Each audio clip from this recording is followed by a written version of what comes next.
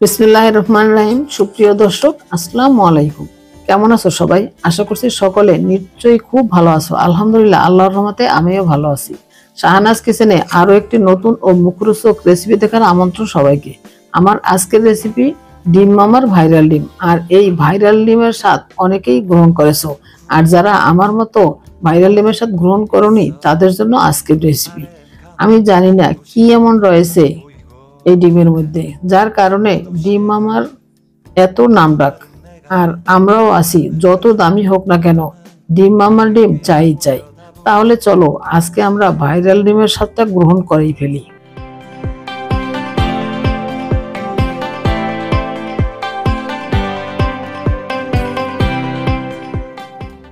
এজন্য প্রথমে আমি কিছু ডিম ভালো করে ধুয়ে নিয়েছি।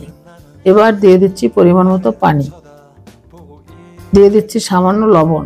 লবণটা তোমরা স্কিপ করতে পারো। ডিমের সাথে লবণ দিলে সিদ্ধ করার পর ডিমের খোসা সহজে ছাড়িয়ে নেওয়া যায়। এবার চুলাটা ধরিয়ে দিলাম আর ডিমটাও ঢেকে দিলাম। এই ডিমটা বলক আসার পর 3 মিনিট পর চুলাটা বন্ধ করে 2 মিনিটের মতো ঢেকে রেখে তারপর ঠান্ডা পানি দিয়ে খোসা ছাড়িয়ে নিতে হবে। এতে খুব সহজে ডিমের খোসা ছাড়িয়ে নেওয়া যায়। আর ডিমটা একটু কম সেদ্ধ করলেই ভালো হয়। ডিমটা সেদ্ধ হতে থাক। আমি এবার সালাদ বা ডিমের ভিতরে যে পুরটা দেব সেই পুরটা তৈরি করে নিচ্ছি। এজন্য প্রথমে আমি একটা শসা খোসা ছাড়িয়ে এভাবে গ্রেট করে নিচ্ছি। তোমরা বটি বা ছুরির সাহায্যে কুচি করে কেটে নিতে পারো, সেক্ষেত্রে একদম কুচি করে নিতে হবে।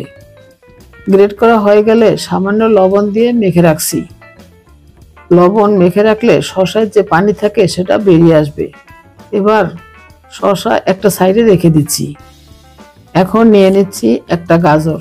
গাজরটাও আমি এভাবে গ্রেট করে নিচ্ছি।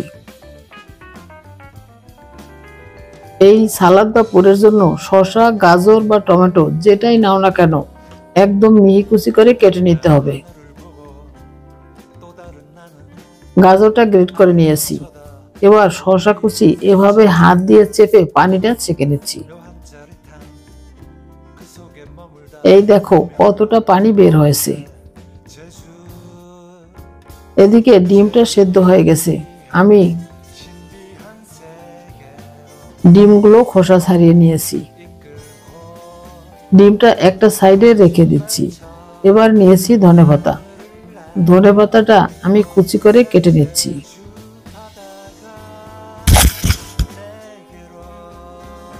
ধনেপাতা কুচি করে কেটে নিয়েছি। এবার একটা মিক্সিং বোল নিয়ে তার মধ্যে দিয়ে দিচ্ছি গাজর কুচি, দিয়ে দিচ্ছি শসা কুচি, দিয়ে দিচ্ছি ধনেপাতা কুচি, দিয়ে দিচ্ছি পেঁয়াজ কুচি। আমি বড় সাইজের একটা পেঁয়াজ কুচি করে কেটে নিয়েছি। এবার দিয়ে দিচ্ছি 2টি কাঁচামরিচ কুচি করে কেটে নিয়েছি। অ্যাড করে দিলাম চিলি ফ্লেক্স হাফ চা চামচ। বিট লবণ দিয়ে দিচ্ছি স্বাদ মতো। এবার দিয়ে দিচ্ছি কাসুন্দি 2 টেবিল চামচ।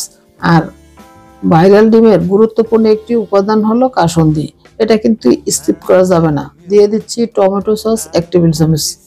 আর দিয়ে দিচ্ছি গুঁড়া দুধ 1 চা চামচ। আমি সবসময় সালাদে একটু গুঁড়া দুধ দিয়ে থাকি, এতে টেস্টটা অনেক গুণ বেড়ে যায়। দিয়ে দিচ্ছি তেঁতুলের চাটনি। আমি প্রাণের চাটনি নিয়েছি।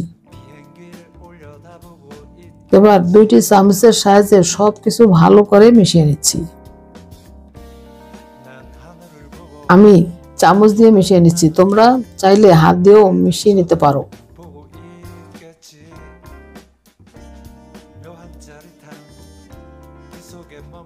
মেশানো হয়ে গেলে একটা ডিম নিয়ে সেটা প্রথমে একটি নাইফের সাহায্যে এভাবে কেটে নিচ্ছি।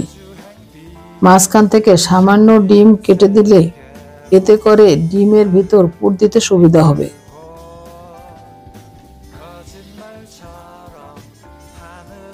আমি একটা ডিমে পুর ভরে নিয়েছি। আমি আরো একটা ডিম করে দেখাচ্ছি। আমি আরো একটা ডিমে পুর ভরে নিয়েছি। আর একইভাবে সবগুলো ডিমে পুর ভরে নিয়েছি। এ পর্যায়ে দিয়ে দিচ্ছি তেঁতুলের চাটনি। আমি 2টি চাটনি নিয়েছি, সালাদের সাথে একটি দিলাম আর একটি এখন ব্যবহার করছি।